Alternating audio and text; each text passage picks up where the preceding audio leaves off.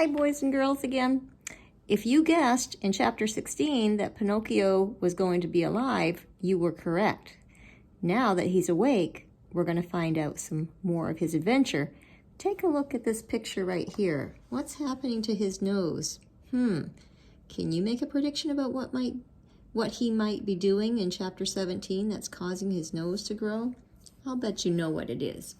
Let's go ahead and begin chapter 17. As soon as the three doctors had left the room, the fairy went to Pinocchio's bed and, touching him on the forehead, noticed that he was burning with fever. She took a glass of water, put a white powder on it, and handing it to the marionette, said lovingly to him, "Drink this, and in a few days you'll be up and well." Pinocchio looked at the glass, made a wry face, and asked in a whining voice, "Is it sweet or bitter?" "It is bitter, but it is good for you." "If it is bitter, I don't want it." "Drink it." "I don't like anything bitter." "Drink it, and I'll give you a lump of sugar to take the bitter taste from your mouth." "Where's the sugar?" "Here it is," said the fairy, taking a lump from a golden sugar bowl. "I want the sugar first, then I'll drink the bitter water. Do you promise?" "Yes." The fairy gave him the sugar, and Pinocchio, after chewing and swallowing it in a twinkling, said, smacking his lips, "If only sugar were medicine, I should take it every day. Now keep your promise and drink these few drops of water. They'll be good for you." Pinocchio took the glass in both hands and stuck his nose into it. He lifted it to his mouth and once more stuck his nose into it. "It is too bitter, much too bitter. I can't drink it." "How do you know when you haven't even tasted it?" "I can imagine it. I smell it. I want another lump of sugar, then I'll drink it."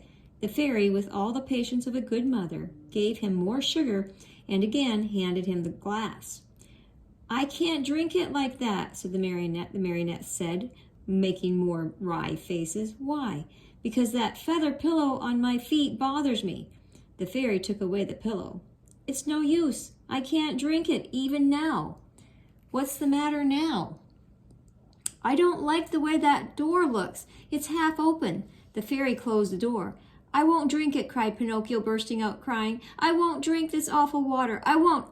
No, no, no." "My boy, you'll be sorry." "I don't care." "You are very sick." "I don't care." "In a few hours the fever will take you away, far away to another world." "I don't care." "Aren't you afraid of death?" "Not a bit. I'd rather die than drink that awful medicine." At that moment the door of the room flew open, and in came 4 rabbits, as black as ink, carrying a small black coffin on their shoulders. "What do you want from me?" asked Pinocchio. "We have come for you," said the largest rabbit. "For me? But I'm not dead yet." "No, not yet. Not dead yet. But you will be in a few moments, since you have refused to take the medicine which would have made you well." "Oh, fairy, my fairy," the marionette cried out. "Give me that glass, quick, please. I don't want to die. No, no, not yet, not yet." And handing the glass with his 2 hands, he swallowed the medicine at one gulp. "Well," said the 4 rabbits, "this time we have made the trip for nothing." And turning on their heels, they marched solemnly out of the room, carrying their little black coffin and muttering and grumbling between their teeth. In a twinkling, Pinocchio felt fine. With one leap, he was out of bed and into his clothes. The fairy, seeing him run and jump around the room, gay as a bird on wings, said to him, "My medicine was good for you after all, wasn't it?" "Good indeed. It has given me new life." "Why then did I have to beg you so hard to make you drink it? I'm a boy, you see, and all boys hate medicine more than they do sickness." "What a shame. Boys ought to know, after all, that medicine taken in time can save them from much pain and even from death. Next time I won't have to be begged so hard. I'll remember those black rabbits with the black coffin on their shoulders, and I'll take the glass and poof, down it will go. Come here now and tell me how it came about that you found yourself in the hands of the assassins." "It happened that Fire Eater gave me 5 gold pieces to give to my father, But on the way, I met a fox and a cat who asked me, do you want the 5 pieces to become 2,000? And I said, yes. And they said, come with me to the field of wonders. And I said, let's go. Then they said, let us stop at the Inn of the Red Lobster for dinner, and after midnight, we'll set out again. We ate and went to sleep. When I woke, they were gone, and I started out in the darkness all alone. On the road, I met 2 assassins dressed in black coal sacks, who said to me, your money or your life? And I said, I haven't any money, for you see, I had put the money under my tongue.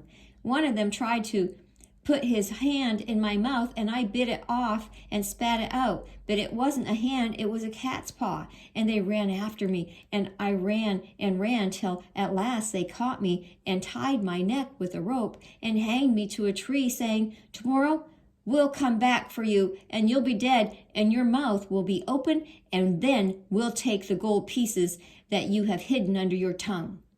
Where are the gold pieces now? The fairy asked. I lost them, answered Pinocchio, but he told a lie, for he had them in his pocket. As he spoke, his nose, long though it was, became at least 2 inches longer. And where did you lose them? In the wood nearby? At this second lie, his nose grew a few more inches. If you lost them in the nearby woods, said the fairy, we'll look for them and find them, for everything that is lost there is always found. Now I remember, replied the marionette, becoming more and more confused. I did not lose the gold pieces, but I swallowed them when I drank the medicine. At this third lie, his nose became longer than ever, so long that he could not even turn around. If he turned to the right, he knocked it against the bed or into the window panes. If he turned to the left, he struck the walls or the door. If he raised it a bit, he almost put the fairy's eye out. The fairy sat looking at him and laughing.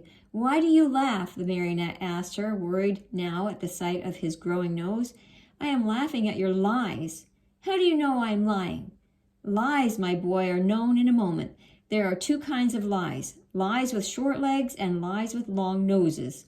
Yours just now happens to have long noses. Pinocchio, not knowing where to hide his shame, tried to escape from the room, but his nose had become so long that he could not get it out of the door.